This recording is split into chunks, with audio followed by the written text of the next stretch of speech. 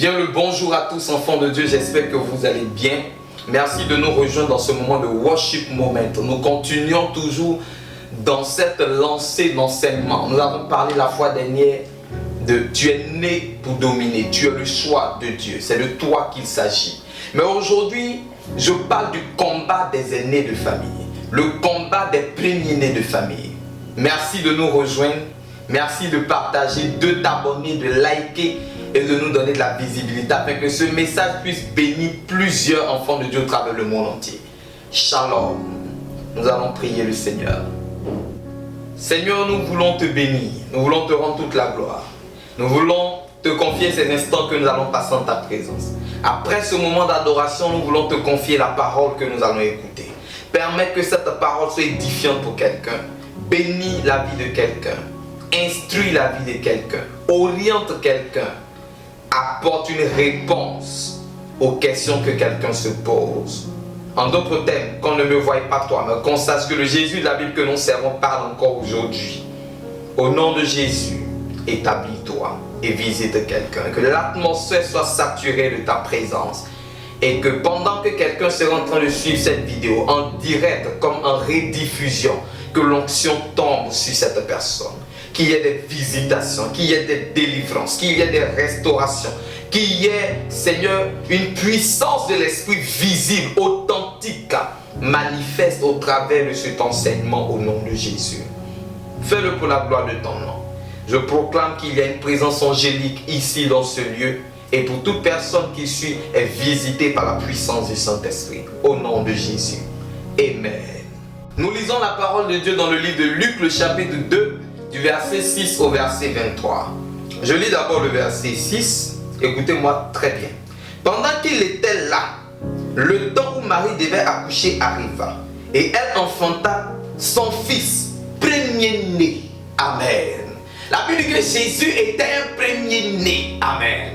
Il y a des gens qui sont nés dans leur famille, mais ils ne sont pas nés comme les autres, ils sont des premiers-nés. Est-ce que vous savez une chose, que quand quelqu'un est né premier-né, il y a une responsabilité plus énorme sur ses épaules que quelqu'un qui est né en deuxième, troisième position ou né même en dernière position. Celui qui est un premier-né porte sur lui un fardeau énorme. Et aujourd'hui, je suis là pour parler aux premiers-nés de famille. Je suis là pour parler à toutes ces personnes-là qui ont la responsabilité et qui ont le droit de naître sur leur vie. Écoute-moi très bien. Ton parcours ne sera pas facile. Ta vie ne sera pas facile. Ton combat ne sera pas facile. Ta destinée ne sera pas facile. Pourquoi? Parce que tout premier-né vient avec la responsabilité de la destinée des autres entre ses mains. Vient avec le succès des autres qui vont venir derrière lui entre ses mains. Il vient avec une responsabilité énorme sur ses épaules. Jésus était un premier-né. Écoute-moi bien.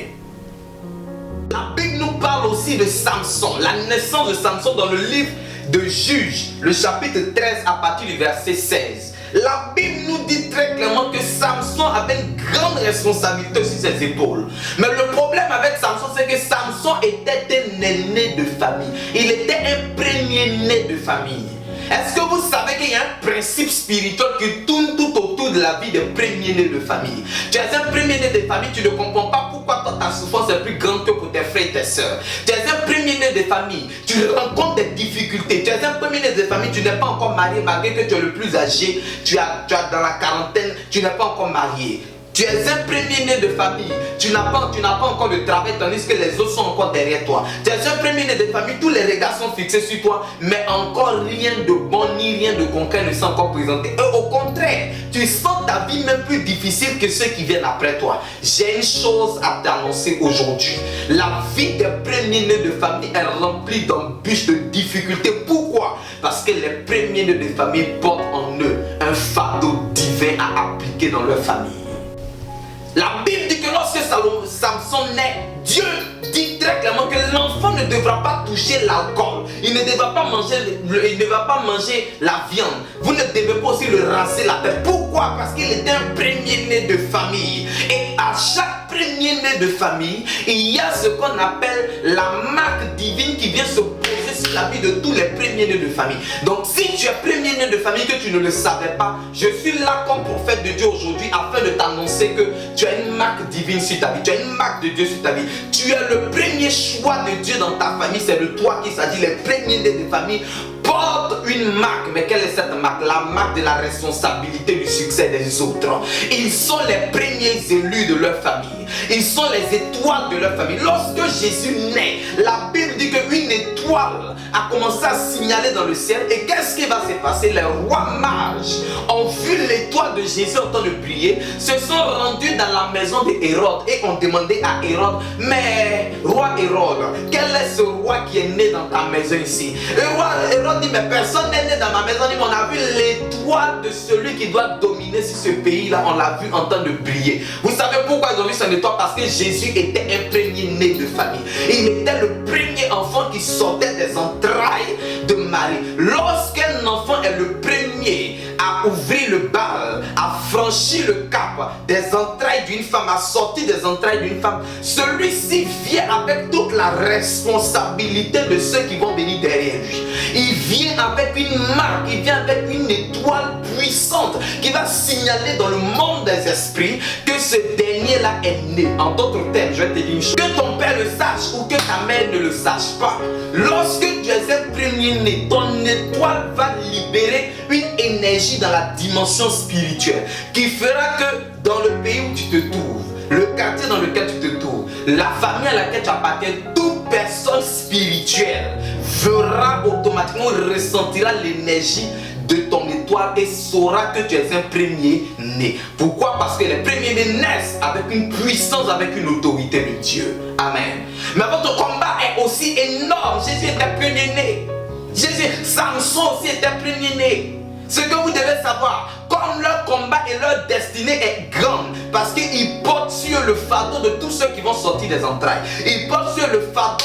Ce sont eux qui vont devenir les prochains pères ou les prochaines mères de leurs parents. Ils deviendront la personne qui devra nourrir leur père, nourrir leur mère. En d'autres termes, ils viennent avec un fardeau que vous n'imaginez pas. Il est énorme. Sur le plan spirituel comme sur le plan physique. Écoutez une chose, enfant de Dieu.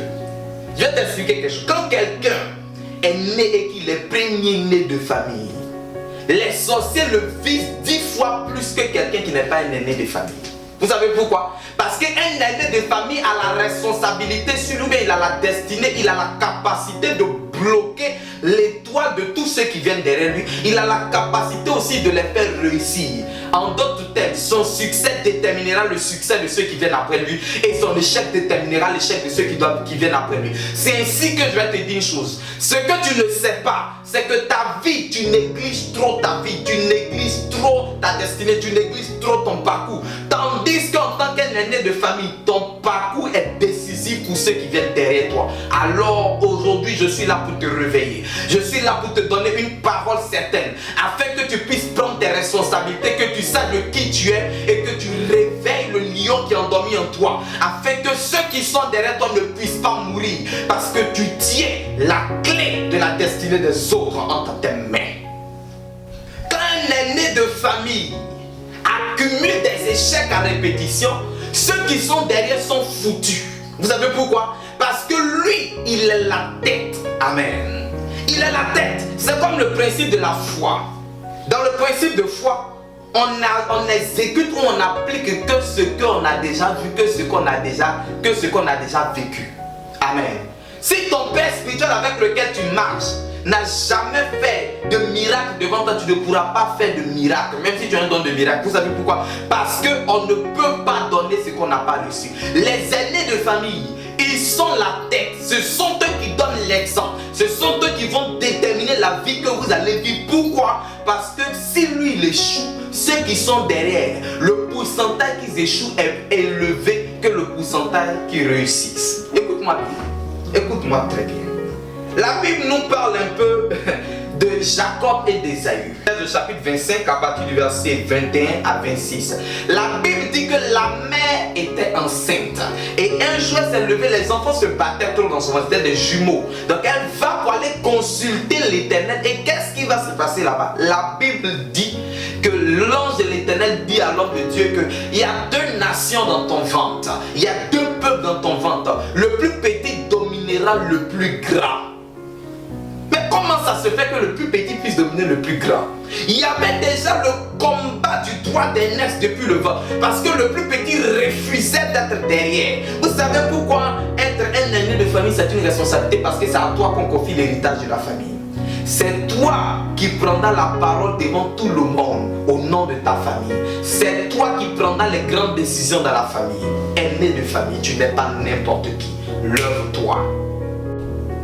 Tu auras la gestion. C'est toi qu'on appelle le fils ou la fille. Pourquoi? Parce que je vais te dire quelque chose. Les autres resteront toujours enfants devant ton père et ta mère. Mais toi, ton père ne te verra pas comme les autres. Ta sentence à toi sera différente. Tes parents ne te prendront pas comme la manière on prend les autres. Tu sais pourquoi? Parce que toi, si toi tu échoues, tu as tout gâté. Si toi, c'est pourquoi tu vois que lui là, Jean-Marc peut être en train de s'abuser. Et toi, quand tu vas le t'amuser, tu te dis non, faut pas t'amuser, fais étudier. Tu sais pourquoi? Parce que toi, tu dois étudier. Parce que ton succès va permettre à Jean-Marc d'avoir une certaine assurité.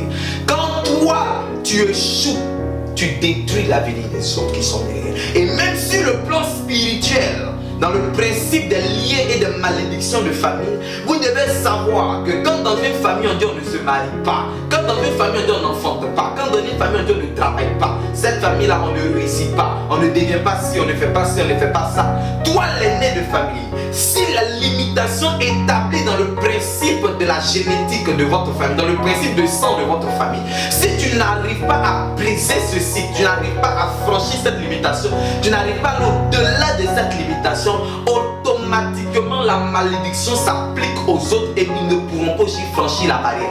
Ils ne pourront pas eux aussi atteindre cette dimension parce que toi qui devais ouvrir le bal, tu n'as pas ouvert le bal. Toi qui devais franchir cette limitation, tu n'as pas pu franchir cette limitation. C'est ici, écoute-moi bien, ton échec peut être décisif.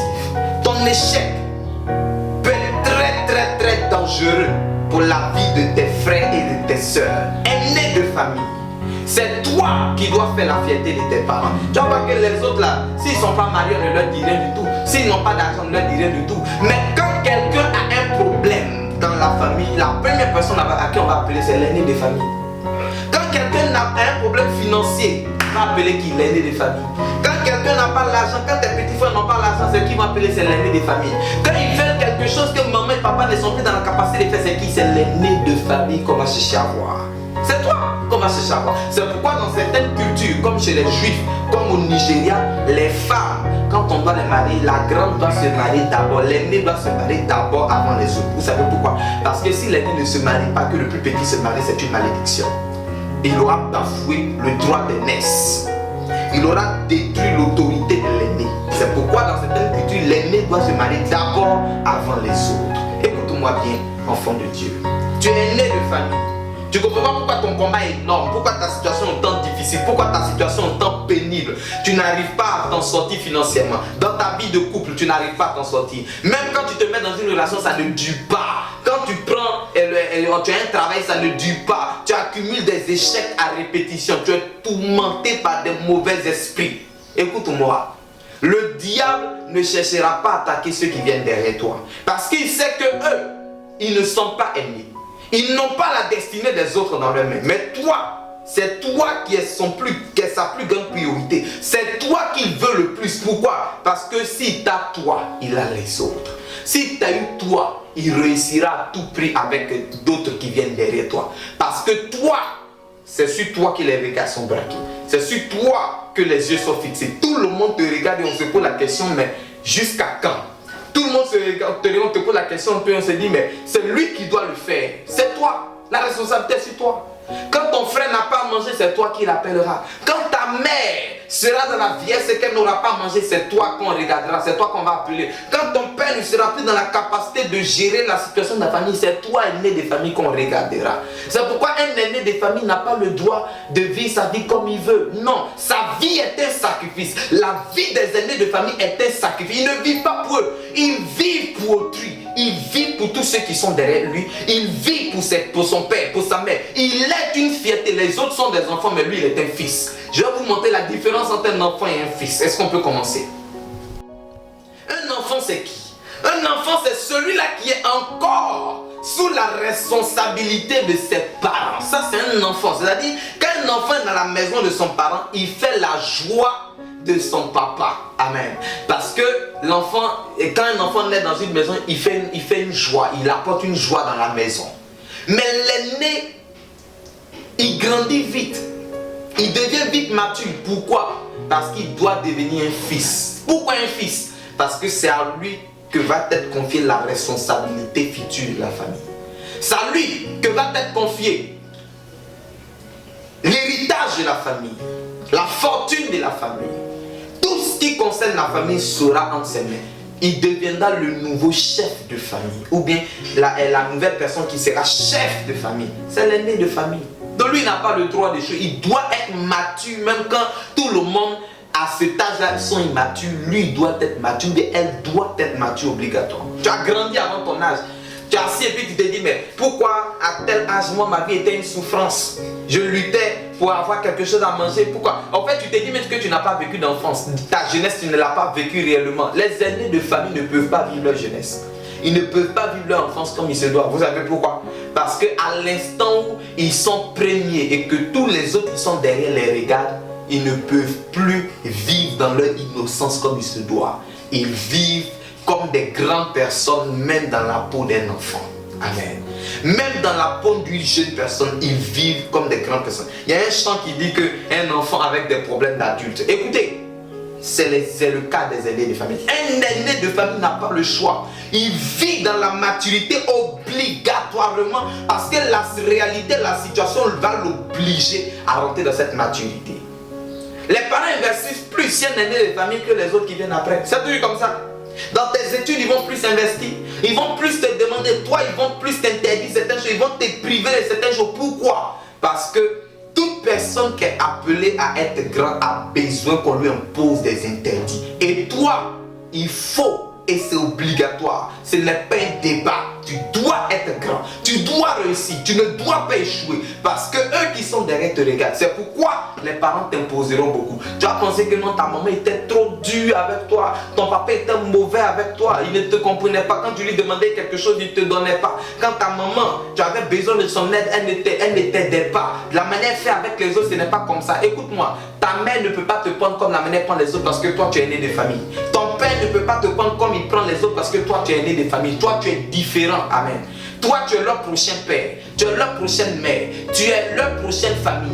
Quand eux les parents ne seront plus, c'est toi, les regards seront fixés sur toi. Donc les parents ne peuvent pas te prendre comme la manière on prend les autres. Sinon tu vas les perdre. C'est pourquoi on t'a pris avec difficulté. Tu as senti que ta vie était remplie de difficultés. Tes parents me disent, mais est-ce que mon père m'aime? Est-ce que ma mère m'aimait? Je vais te dire une chose. Un aîné de famille n'a pas besoin d'amour, il a besoin d'éducation. Est-ce que quelqu'un comprend ce qu'ils sont dit? Un aîné de famille n'a pas besoin de soutien, il a besoin de conseils. Il a besoin qu'on le motive. Il a besoin qu'on lui dise ce qui est bon et ce qui n'est pas bon. Un enfant dans la maison de son père, il apporte de la joie, de la consolation à son père. Il apporte un certain amour, une certaine chaleur. Donc la manière dont on prendra les autres, toi on ne te prendra pas de la même manière.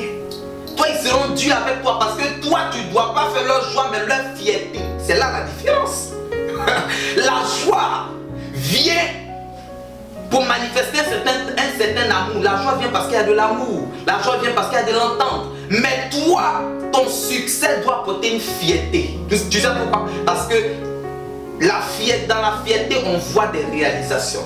Dans la fierté, on voit un positionnement. Dans la fierté, on voit une supériorité. Dans la fierté, on voit un meilleur. Dans la fierté, on voit le résultat qu'on a tant attendu. Eux, ils apportent de la joie à tes parents, mais toi, tu ne peux pas apporter la joie. Toi, c'est une fierté qu'ils attendent de toi. Ils doivent être fiers de toi. Dire, mon fils, je suis fier de mon fils. Je suis fier de ma fille. Parce que tu représenteras le prochain chef de famille. C'est toi qui vas prendre les décisions. Qui va prendre les décisions? C'est toi qui vas prendre les décisions. Mais il n'a pas le droit de jouer avec toi. Il n'a pas le droit de s'amuser avec ta destinée. De s'amuser avec... Non. Il doit te prendre le plus durement possible. Afin que toi, tu aies le comportement de pas quelqu'un qui est contrôlé, mais quelqu'un qui doit contrôler. Je vais vous dire une chose. Un leader n'a pas le comportement de quelqu'un qui fait partie du peuple. Amen. Vous savez pourquoi? Parce que quelqu'un qui fait partie du peuple est dominé. Mais un leader, il n'est pas dominé, il domine. C'est ainsi que tu dois comprendre qu'un aîné de famille n'est pas né pour être dominé, mais il est né pour dominer. Amen. Il est né pour prendre des décisions.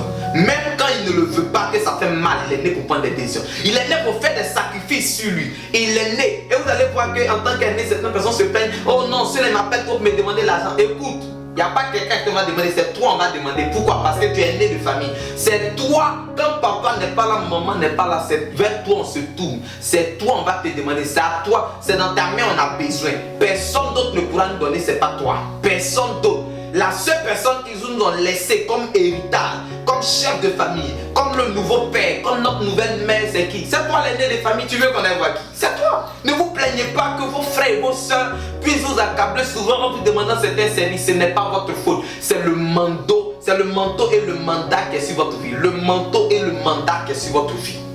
Amen. Il est très important. Donc un enfant fait don de la joie à son père, mais un fils, un aîné de famille, lui c'est un fils. Il apporte, il fait la fierté de son père et de sa mère. Ne comparez pas les deux. Ne comparez pas les deux. C'est pas deux choses qui sont identiques. C'est très important. Mais tu dois comprendre que ton combat aura deux volets. Je t'explique les deux volets de ton combat. Ton combat sera d'abord spirituel et physique. Parce que je t'ai expliqué tout à l'heure que quand tu nais, il y a une onde, il y a une énergie qui est dégagée de ton étoile qui monte aux yeux de ta famille, à tous ceux qui te connaissent, que tu es un aîné de famille. En d'autres termes, il dégage l'autorité, le pouvoir de ton titre de droit d'aînesse. Amen. Mais ce que tu ne sais pas, c'est que ton combat sur le plan spirituel est que l'œuvre de la sorcellerie, le diable, les gens qui guettent le plus, ce sont les aînés de famille. Vous savez pourquoi? Parce que c'est eux la prémisse. Eux, ils sont quoi? Ils sont la première sémence qu'on met dans la terre qui va produire et qui va faire le champ. Oh my God. Je ne sais pas si quelqu'un comprend ce qu'ils sont aînés. Vous êtes la première sémence. Quand on dit les aînés de famille, c'est quoi? Les aînés de famille, c'est la première récolte. Oh my God. Les aînés de famille, c'est la première graine qu'on met dans la terre. Quand tu dois faire une plantation de café ou bien de cacao, la première graine de cacao que tu vas mettre dans la terre, c'est ça qu'on appelle l'aîné. C'est ça qu'on appelle la prémisse. La première récolte que tu vas faire, c'est ça qu'on appelle la prémisse. C'est cette récolte-là, tu ne vas pas tout la bouffer. Tu ne devras pas tout bouffer. Tu vas devoir garder aussi parce que c'est ça que tu vas encore replanter pour agrandir le champ. Amen. Donc on ne joue pas avec la sémence qu'un aîné de famille est. Le diable sait que c'est par toi que doivent sortir de grandes choses dans ta famille. Mais c'est pourquoi c'est toi qui combats. L'une des choses que le diable déteste le plus, ou bien les gens que le diable guette le plus sur la terre, mon frère, ce n'est pas les hommes de Dieu. Ma soeur, ce n'est pas les gens qui font les shégédégués chaque jour ou qui gênent, qui prient. Ce n'est pas ça qui l'intéresse. Le diable, ses premiers ennemis sur la terre sont les aînés de famille. Amen. Quand tu veux détruire un peuple, détruis ses aînés de famille. Tu sais pourquoi? Parce que les aînés de famille sont ceux-là qui vont prendre la relève demain. Sont ceux-là qui vont dominer demain. Sont ceux-là qui vont prendre la responsabilité du pays demain. Amen. Aujourd'hui, quand on parle d'aînés de famille, il y a deux types d'aînés de famille. Mais leur combat est d'abord eux tous sur un plan spirituel. Vous allez être combattu, vous allez connaître des échecs, vous allez connaître des difficultés. Pourquoi? Parce que le diable sait que votre réussite déterminera la réussite des autres. Votre succès déterminera le succès des autres. C'est vous qui avez la responsabilité de dire à la pauvreté de la famille c'est bon. C'est vous qui avez la responsabilité de dire à la sorcellerie de la famille c'est bon. Moi, je suis le... C'est-à-dire là où on ne réussit pas cet esprit-là, toi, parce que tu es né de famille, tu dois lui dire, moi, je suis ton terminus. Je réussirai là où les autres ont échoué, parce que c'est moi qui ouvre le bal du mariage des autres. C'est moi qui ouvre le bal du travail des autres. C'est moi qui ouvre la porte pour les opportunités à mes frères et mes soeurs qui sont derrière moi. Les aînés de famille. Amen. Il ne faut pas jouer avec la vie d'un aîné de famille. Si vous le tuez, si le diable arrive à tuer un aîné de famille, il aura tué un grand projet de Dieu. Oui, il aura tué la vie de plusieurs. Amen. C'est pourquoi je vous dis une chose. Elle est simple que ça. En tant qu'aîné de famille, votre premier combat doit être, pas pour vous, mais doit être le fait de maintenir la cadence de rester en vie. Oh my God. Quelqu'un va se dire, mais le prophète parle de quoi? Et tu dois rester en vie. L'une des choses que le diable va chercher le plus, c'est pas de te faire échouer. Mieux vaut casser l'œuf que d'avoir un coq demain. Est-ce que quelqu'un comprend ce que c'est? Mieux vaut te tuer pendant que tu es lionceau pour ne pas avoir problème avec un lion demain, avec un félin demain. Est-ce que quelqu'un comprend ce que sont dit? Il préfère mieux garder tout, te tuer aujourd'hui, pour ne pas avoir problème avec le résultat que tu seras demain. Parce que tu seras son plus grand ennemi demain. Et voyant cela déjà en toi, peu importe la manière dont un lionceau, quand il est bébé, peut ressembler à un chat, le temps finira par nous dire s'il est un chat ou s'il est un lion. Le temps nous le dira. C'est pourquoi le diable, pour éviter même que le temps vienne nous dire quoi que ce soit concernant quelqu'un, pour dire que non, lui il va devenir cancer, c'est lui qui va arrêter la pauvreté de sa famille, c'est lui qui va travailler en première position, qui va donner du travail à ses frères, c'est lui qui va s'occuper de ses frères, c'est lui qui va s'occuper de son père, de sa mère.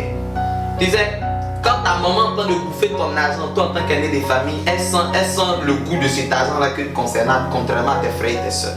Oui, l'argent de l'aîné des familles est plus doux dans la bouche du père et de la mère que l'argent des frères et des soeurs. Donc tu dois travailler, tu dois être chômeur, tu ne dois pas vivre par tes frères et tes soeurs. C'est toi, ils doivent compter sur toi. Mais si toi qui es né des familles, tu ne t'en sors pas, tu es dans les difficultés, tu n'es même pas marié, tu n'es même pas l'exemple à suivre. Ils suivent qui comme exemple? Ils deviennent quoi demain? Sur qui ils peuvent compter? Si un jour ils ont des problèmes, sur qui ils peuvent compter? Qui prend alors les décisions dans la famille? Il te faut réussir. Parce qu'un aîné des familles sans succès est une personne âgée. Une personne âgée. Mais un aîné des familles avec un succès financier, marital, professionnel, à tous les domaines de sa vie, cet aîné des familles, quand il dit A, c'est A. Tout le monde se tait. On ne peut pas dire quelque chose dessus.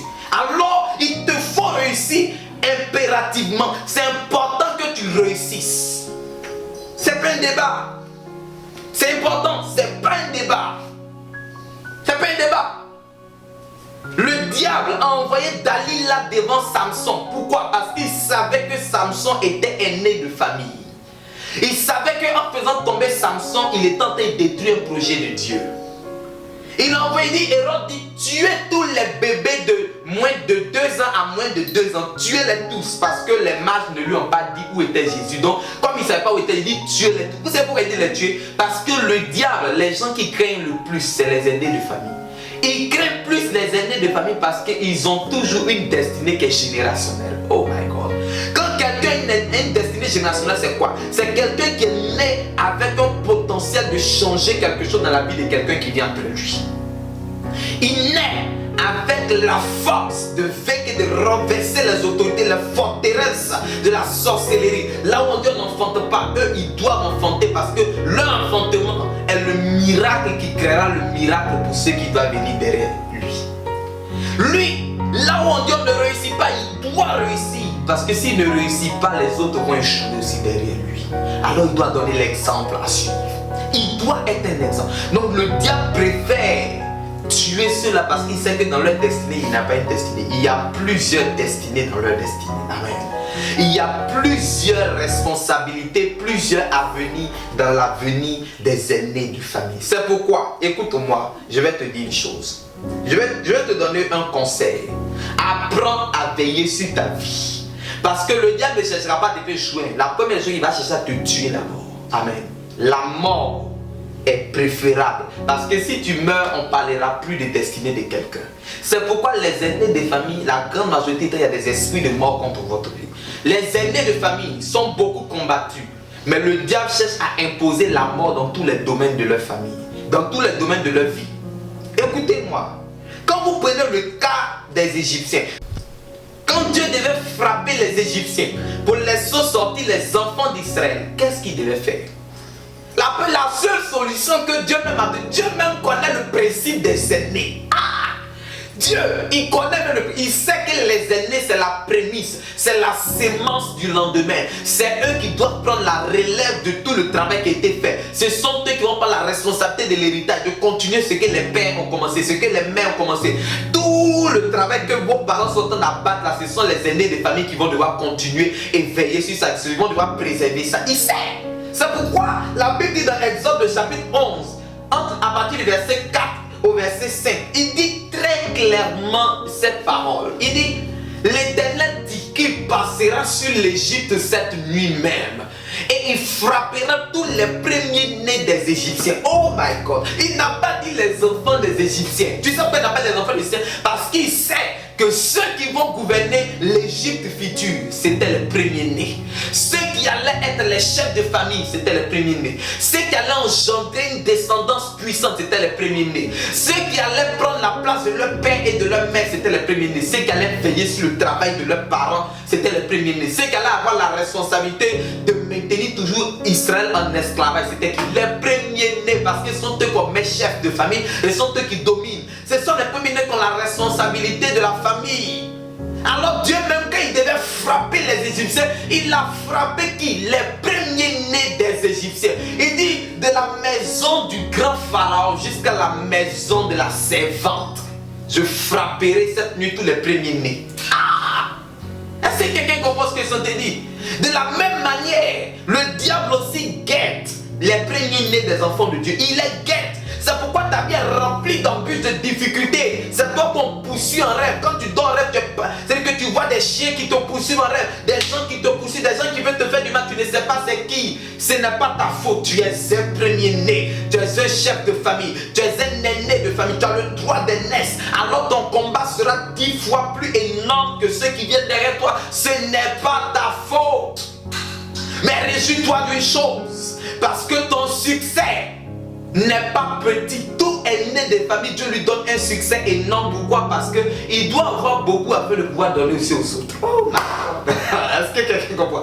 Il doit avoir pour pouvoir s'occuper des autres. Donc Dieu lui donne pour lui, mais Dieu augmente. Dieu lui donne au-delà de ce qu'il doit gagner pour qu'il puisse prendre la responsabilité de son père, de sa mère, pour qu'il soit une fierté et qu'il soit le repère pour tous ses frères et ses sœurs. Quelqu'un me comprend? Dieu même quand il devait frapper la famille, qu'il est premier-né des Égyptiens. Le diable, il sait une chose, tout premier-né porte un fardeau et un manteau de Dieu énorme sur sa vie. Jésus était un premier-né. C'est pourquoi Lucifer, quand il a vu le manteau et le fardeau qui était sur Jésus, il a cherché à sacrifier Jésus, mais il ne savait pas qu'on le faisait, mais tant qu'on a accompli la prophétie. Il a cherché à envoyer quelqu'un dans la vie de Samson afin de détruire Samson. Dalila, parce qu'il savait qu'il était un aîné de famille. Et qu'en tant qu'aîné de famille, il avait une responsabilité puissante concernant sa famille, concernant Israël. Quand tu es aîné de famille, tu as une responsabilité concernant tes frères et tes soeurs. Tu as une responsabilité concernant ton père et ta mère. Tu as une responsabilité concernant la terre sur laquelle tu es né. Tu as une responsabilité concernant ta génération. Les aînés de famille ne sont pas n'importe qui.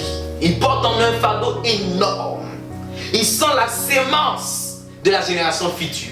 Ils sont ceux qui vont prendre la relève après les pères. C'est pourquoi ton combat est énorme.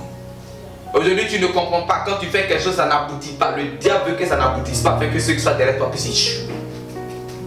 Il sait que ta vie ne t'appartient pas. Ta vie est un sacrifice vivant. C'est pourquoi Paul, il nous dit clairement dans le livre de Romains, le chapitre 12, à partir du verset 1, il dit: frères, je vous exhorte par les compassions de Dieu à offrir vos corps comme un sacrifice vivant. Mais aux aînés des familles, regardez, la parole qui donne ça, c'est la parole qui concerne les aînés des familles. Il dit, dans le verset 2 carrément, il dit: soyez transformés par le renouvellement de l'intelligence. Là où les autres sont en train de s'amuser, toi aîné des familles, tu ne peux pas t'amuser. Tu ne peux pas t'amuser. Là où les autres prennent l'argent pour aller payer le téléphone pour faire le malin, toi tu ne peux pas. Parce que si quelqu'un a un problème, on ne va pas penser à une autre personne, c'est à toi on va penser. Un aîné de famille, ton combat est plus énorme. Ton combat est plus grand. C'est pourquoi je vais dire une chose ici. Quand un aîné de famille reproduit ce qu'on appelle le lien du cordon ombilical, dis avec moi le lien du cordon ombilical. Et écoute-moi très bien. Il y a une malédiction qu'on appelle le lien du cordon ombilical. Lorsque la vie de ton père ou de ta mère se reproduit exactement dans la vie de fils ou de la fille. Écoute-moi, les aînés des familles, ces genres de malédiction ne doivent pas être manifestés sur leur vie. Un aîné de famille ne doit pas être pauvre. Un aîné de famille ne doit pas être derrière les autres. Un aîné de famille doit être un exemple. Il doit réussir obligatoirement. Ce n'est pas un débat. Il dois réussir. Et si tu avais été bloqué par un quelconque principe de la sorcellerie familiale, amicale ou même territoriale, je décrète et déclare sur toi que le manteau du droit d'aînesse qui est sur toi détruit ces limitations, détruit cette malédiction et tu réussis par la puissance au nom de Jésus. Écoute-moi bien, un aîné de famille, tu n'as pas le droit d'échouer. Tu n'as pas le droit d'échouer. C'est toi les autres regardent. C'est toi qui regardes, tu es la sémence. Tu es celui qui va prendre la relève. Un aîné de famille doit laisser un héritage. Oui. Un aîné de famille doit construire un héritage. Il doit construire un empire. Parce qu'il, même s'il le veut, il ne le veut pas, il est une autorité. Amen. Il est un leader, il est un chef. C'est pas sa faute. Tu ne l'as pas voulu, mais ça s'impose à toi parce que tu es né de famille. Aujourd'hui, si tu négliges ta vie, si tu n'es pas conscient de la vie, sache une chose. Si demain ton père et ta mère ne sont pas là, c'est toi le prochain père, c'est toi la prochaine mère. Ta destinée est grande. Réveille-toi, prends conscience de ce qui t'incombe comme responsabilité et mets-toi au travail. Tu ne dois pas jouer avec tes études. Tu ne dois pas jouer avec ton foyer. Tu ne dois pas jouer avec tes finances. Tu dois réussir, tu dois t'en sortir. Tu dois être un exemple. Parce que tes frères et tes soeurs te regardent. Ceux qui sont derrière toi te regardent. Ta mère deviendra ta fille bientôt. Ton père deviendra ton fils bientôt. C'est toi qui auras la responsabilité de la famille sur tes épaules. Comment tu te comportes? Ta vie d'aujourd'hui déterminera ce que tu vas devenir demain. Je vais te donner ce conseil. Ta vie d'aujourd'hui, tu dois travailler cette vie, améliorer certaines choses, t'imposer certaines conditions. Quand on voit la vie de Samson, Samson avait des limitations. On dit non, Dieu dit il ne boira pas le vin, il ne fera pas ci, il ne fera pas. Toi tu es né de famille, tu fais tout. Tu ne sais pas que le succès, il y a un prix à payer pour le succès. Chaque succès a des interdits. Amen. Chaque succès a un interdit. Et ça, tu dois le savoir. Tu veux réussir? Je veux être riche. On ne devient pas riche quand on a l'argent et qu'on bouffe l'argent. On apprend à faire des économies. On ne mange pas tout ce qu'on veut. On n'achète pas tout ce qu'on veut. On ne paye pas tout ce qu'on voit. Tout ce qu'on aime, on ne l'obtient pas forcément. Oui, un aîné de famille, il vit par priorité et non pas par nécessité. Parce qu'il y a les priorités et les nécessités dans la vie. Il ne paye pas tout. Il paye ce qui est prioritaire. Ce qui est nécessaire, ça peut venir en second plan. Pourquoi? Parce qu'il y a des gens derrière lui qui comptent sur lui. On peut avoir besoin de lui à n'importe quel moment. Il ne vit plus pour lui. Il vit pour les autres. Tu es aîné de famille, arrête de penser à toi seul. Arrête de penser à ta femme seulement. Arrête de penser à ton mari seulement. Pense aussi à ceux qui sont derrière toi. Parce que c'est toi qui as leur responsabilité. Ça sort de ton cadre marital. Mais ça s'élargit, c'est long, c'est grand. Tu es la lumière de ta famille. C'est toi. Lève-toi et brille. Lève-toi et sois éclairé. La Bible dit une chose. Lève-toi et sois éclairé. Tu sais pourquoi Dieu dit dans le livre d'Ésaïe, le chapitre 61, que lève-toi et sois éclairé? Parce que tu es aîné de famille, mais tu n'es pas conscient. Tu ne prends pas tes responsabilités. Si c'est un principe spirituel, c'est une limitation spirituelle. Lève-toi dans la prière, détruis cette limitation afin que ton succès soit certain, mais aussi le succès des autres. Si c'est un principe physique, si c'est un échec physique, refuse cet échec. Tu n'as pas le droit de rester à terre, tu dois te lever et avancer. Ton mariage ne doit pas échouer, tu dois faire des sacrifices pour que ton mariage réussisse. Tu dois faire des sacrifices pour que ton travail, tu le maintiennes. Tu dois faire des sacrifices pour que les autres aillent à l'école. C'est toi qui dois les conseiller, c'est toi qui dois les motiver. C'est toi qui es leur prochain parent. Alors parle-leur comme un père, comme une mère. Prends des responsabilités pour le succès de tes frères et tes soeurs. C'est toi qui va payer leur école. C'est toi, tu as tellement de choses. Alors lève-toi. Arrête d'être assis. Arrête d'être endormi. Arrête.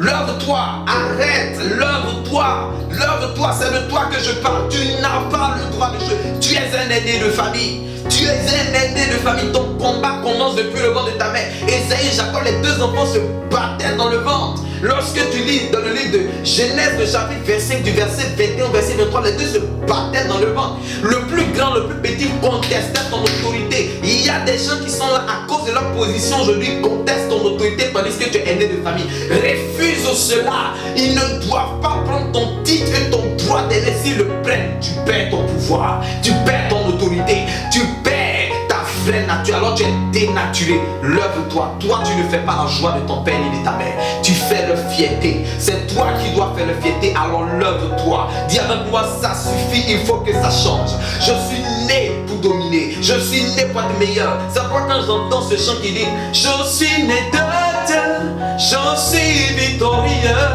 Je suis né pour influencer. C'est les chefs de famille, c'est les aînés de famille. Tu es né pour influencer. Lève-toi et brille, afin que ceux qui viennent après toi, afin que ceux qui sont derrière toi puissent savoir que tu es une fierté pour ta famille.